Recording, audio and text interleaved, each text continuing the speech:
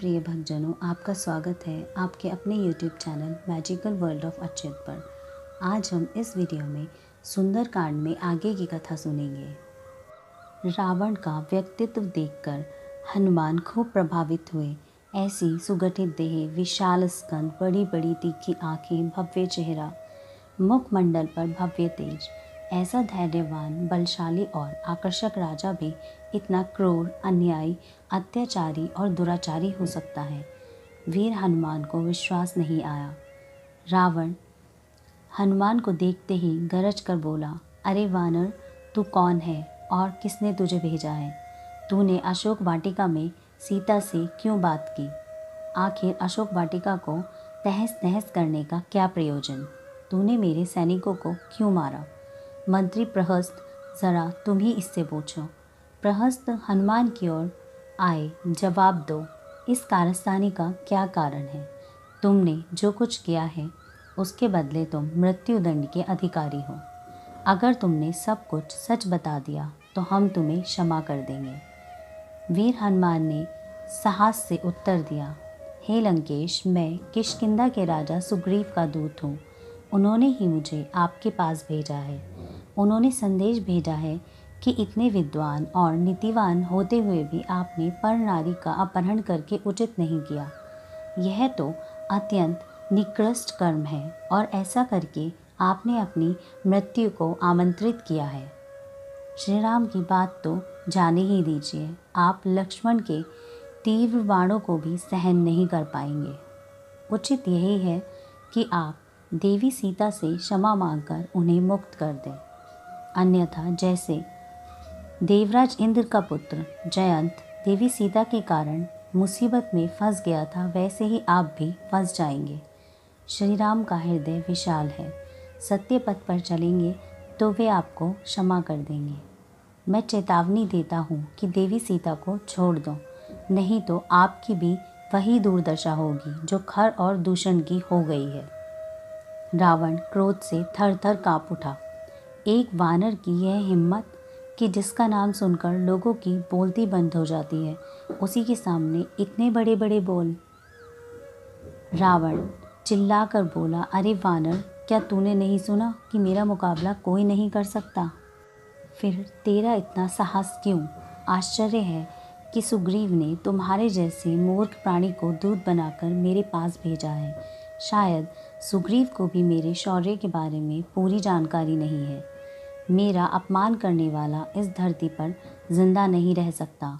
मैं तेरे राम, लक्ष्मण और सुग्रीव को एक दिन ज़रूर इस अपमान का बदला चखाऊंगा। अब तुम भी तैयार हो जाओ अपने कर्मों की सज़ा पाने को। यह कहकर रावण ने अपने सैनिकों को आदेश दिया, ले जाओ इस वानर को, इसके शरीर के टुकड़े टुकड़े करके फेंक दो। वहीं पास में बैठे थे विभीषण, रावण के छोटे भाई, अत्यंत धार्मिक व्रति के, नीतिवान, दयालु और श्री राम भक्त। वह रावण से विनीत स्वर में बोले, हे राजन, इस वानर ने पहले ही बता दिया है कि वह राजा सुग्रीव का दूत है। अतः दूत को मारना राजनीति के नियमानुसार अधर्म है। इससे तो चारों ओर आपकी ही बदनामी होगी। वानर ने जो कुछ कहा है वह तो उसके राजा का कथन है, उसका अपना नहीं। रावण ने एक क्षण के लिए कुछ सोचा, फिर बोला, तुम ठीक कहते हो विभीषण। ठीक है, मैं इसकी मृत्यु नहीं करूँगा, लेकिन इसे अपने किए की सज़ा अवश्य दूंगा। सैनिकों, इस वानर की पूंछ में तेल लगी रुई बांधकर आग लगा दो। जब यह जली हुई पूंछ लेकर किष्किंधा पहुँचेगा तो इसकी दुर्दशा देखकर बाकी वानर हंसेंगे। तब यह वानर आजीवन अपने कुकृत्य को याद कर पछताता रहेगा। आदेश सुनते ही सैनिकों ने हनुमान की पूंछ पकड़ी और उस पर रुई लपेटकर अच्छी तरह तेल लगा दिया। फिर उन्हें आग से प्रज्वलित कर दिया। पूंछ धू धू कर जलने लगी। वीर हनुमान अपना यह अपमान सहन नहीं कर सके। क्रोध और क्षोभ से उनका तन सुलग उठा।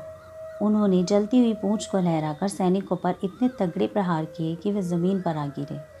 पल भर पहले जो लोग उन पर व्यंग्य से हंस रहे थे, वे उनके साहस से सहम उठे। कई सैनिकों ने आगे बढ़कर हनुमान को मजबूती से पकड़ लिया और महल से बाहर आम सड़कों पर ले आए। सरेआम उन्हें घुमाया जाने लगा। आगे आगे जलती पूंछ के साथ हनुमान थे तो पीछे उनका ढोल मजीरा बजाते हुए राक्षस। राज कर्मचारी जो वीर हनुमान का दोष सबको सुनाते जा रहे थे। बहुत लोग जमा हो गए। लोग कौतूहल से उस वानर को देख रहे थे।